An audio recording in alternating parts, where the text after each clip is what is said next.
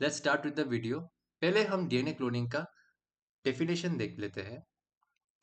DNA cloning क्या है? Basically DNA cloning और recombinant DNA technology is the process of producing identical copies of specific DNA fragment, जिसको हम लोग gene of interest भी बोलेंगे।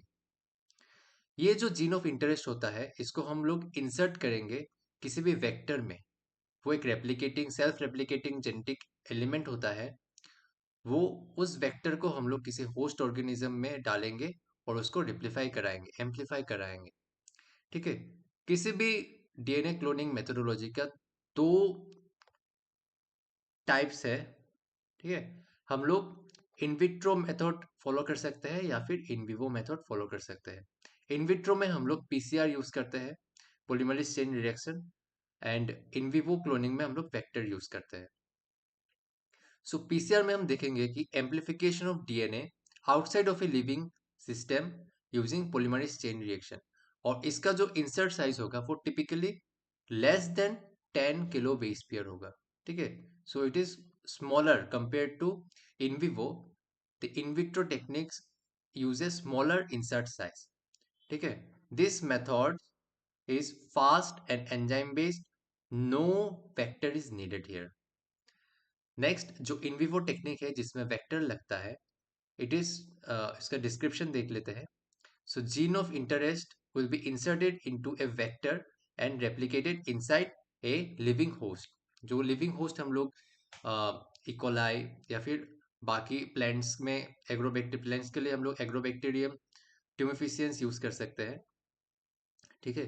सो insert size, it can handle more than 10 kilo base pair. Large genes इसमें हम लोग vector में यूज कर सकते हैं।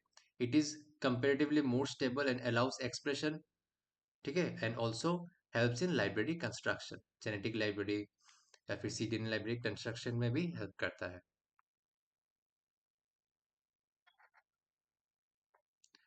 हम लोग डीएनए क्लोनिंग का पर्पस देख लेते हैं। So this are the purposes of DNA cloning. Let us see what are the purposes. So जो फर्स्ट पर्पस है हम लोग देखेंगे कि DNA cloning mainly gene amplification के लिए और स्पेसिफिक जीन्स का अगर हम लोगों को एक्सप्रेशन चेक करना है उसके लिए हम लोग डीएनए क्लोनिंग करते हैं। ठीक है।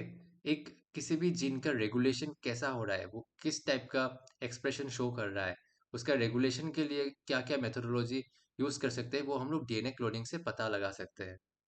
ठीक है।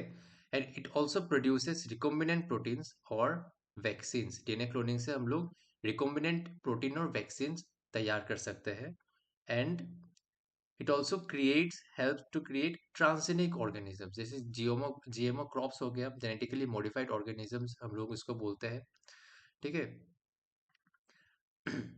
Also, it is also used in gene therapy and functional genomics. So, what are the key components? Let us see what are the key components of DNA cloning. First हो गया, हम लोगों को एक वेक्टर डीएनए चाहिए। चलिए देखते हैं वेक्टर डीएनए क्या है। So vector DNA is carrier molecule that replicates independently.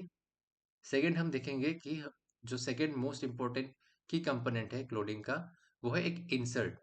ठीक है। Insert DNA, so this is the target DNA और डीएनए फ्रेगमेंट, जिसको हम लोग जीन ऑफ इंटरेस्ट भी बोलेंगे। ठीक है। जीओआई और जीन ऑफ इंटरेस्ट भी बोलेंगे, जो हम लोगों को वेक्टर में इंसर्ट करना है। फिर हम लोगों को चाहिए रेस्ट्रिक्शन एंजाइम्स। रेस्ट्रिक्शन एंजाइम्स का दूसरा नाम है मॉलिक्यूलर सीजर्स।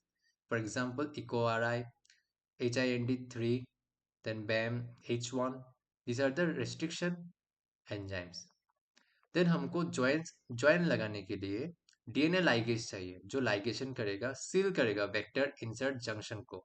ठीक है। This is an very important term, vector insert junction. ठीक है। ये जो डीएनए लाइगेज है, this seals the vector insert junction. Then हम लोगों को होस्ट सेल चाहिए एंड सम सिलेक्टेबल मार्कर्स।